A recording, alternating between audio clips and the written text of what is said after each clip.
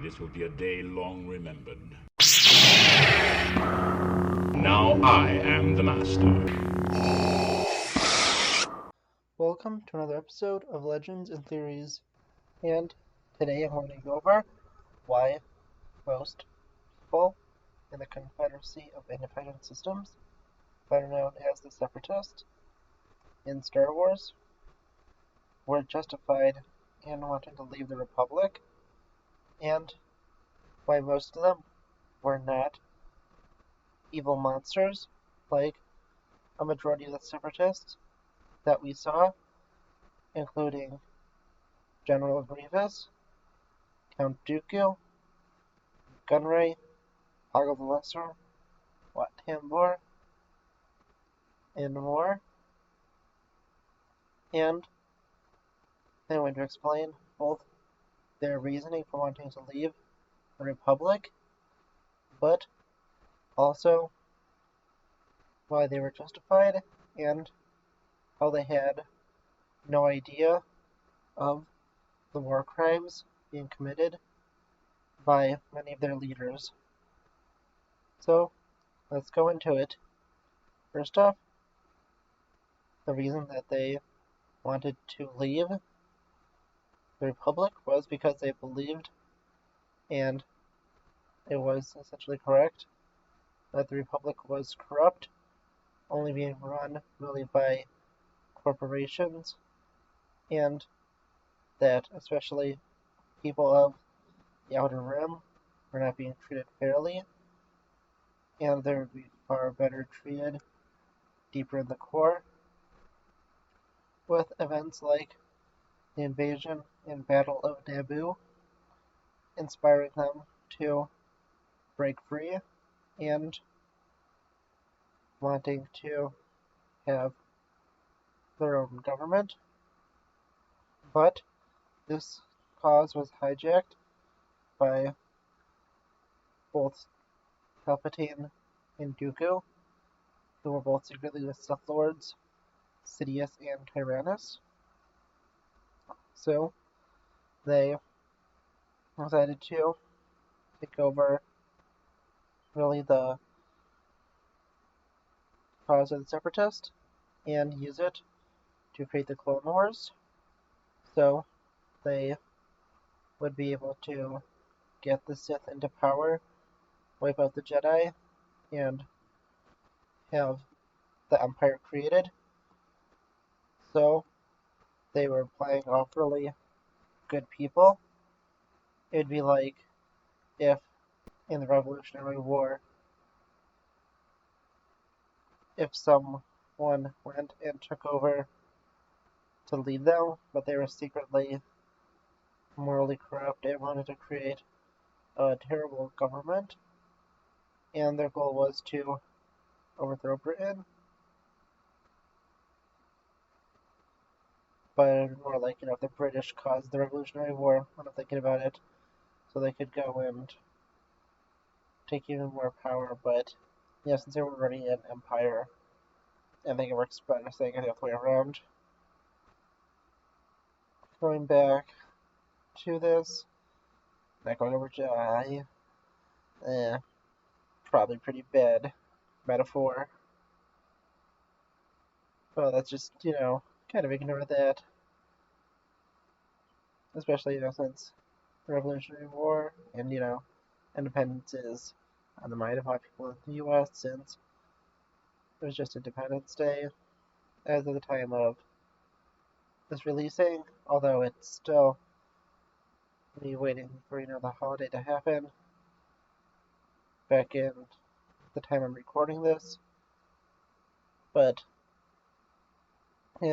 still on my mind.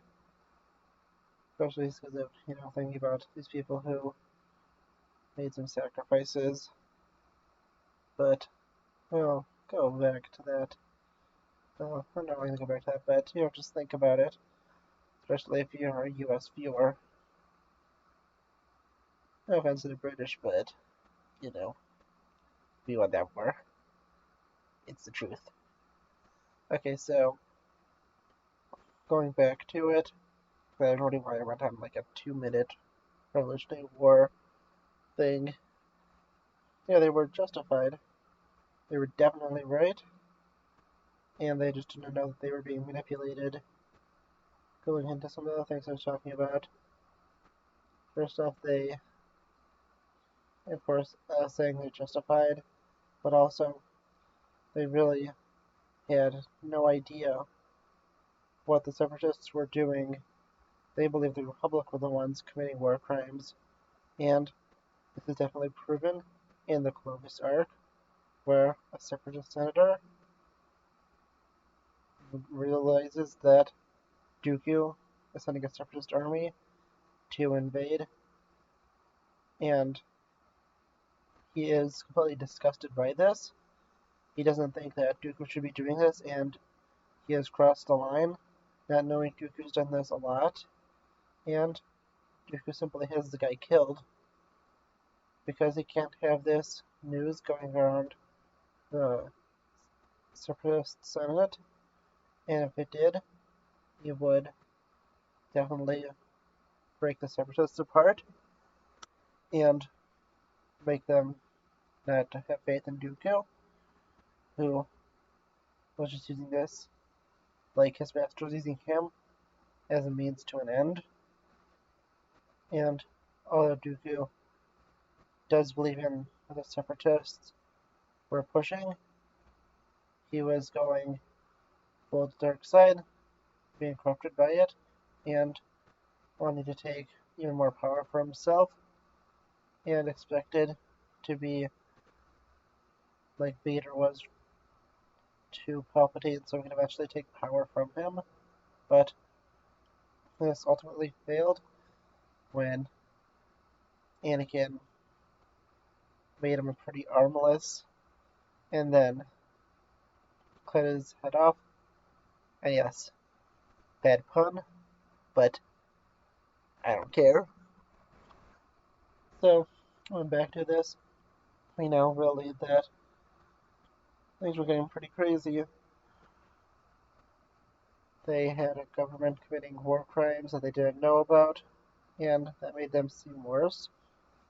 But you can see why they're justified, I hope, because really they didn't know of all these horrible acts being committed by their government. They thought that they were fully justified and that they were the ones that were morally right. If you think of it, imagine, let's say that right now we could say, although I'm not proving anything, that the government of a country has committed a war crime, maybe multiple, but the people don't really know this. They believe that their government, who is covering it up, is just doing the right thing, and the other side is the enemy. They are not really responsible for not being able to know about something that is being hidden from them, and especially if it's being hidden very well, and everything like this, because I think even after Palpatine's death, although I'm not fully sure, I don't think anyone ever was able to pin him to causing the Clone Wars directly, but I'm not fully sure about that. But we could check with our channel that maybe knows lore a little better. But if you can see, it's pretty justified for them. They saw a corrupt government that wasn't even giving them their basic rights because they're more focused on the core worlds, very similar to both Revolution, Nary War, not being treated as equals, and so many other revolutions. But also, they had the exact same reasoning as the rebels. In fact, the Republic, really, besides creating super lasers and enforcing, like martial law on planets and stuff wasn't too different from the Republic not caring about these outer rim worlds and focused far more on essentially the core systems. And really, if you say that the people who were in the Separatist were not justified, then the rebellion wasn't justified, since although it was a little more extreme times, they were fighting for both the same reason, and it was just things got so much worse during the time of the Empire and the Republic. But, that's understandable, especially because of the type of government. But these problems still existed, and many chose to either not see them, or if they did, they decided to ignore them, or thought that it could be fixed within the Republic, but sadly they were wrong, and that really just shows how brilliant Palpatine is. And if you'd like to see a good episode explaining all of this, go to the Clone Wars and watch Season 3, Episode 10, Heroes on Both Sides, where it explains everything, and that's really the best episode to watch to learn all of this. Thank you for watching this episode of Legends and Theories.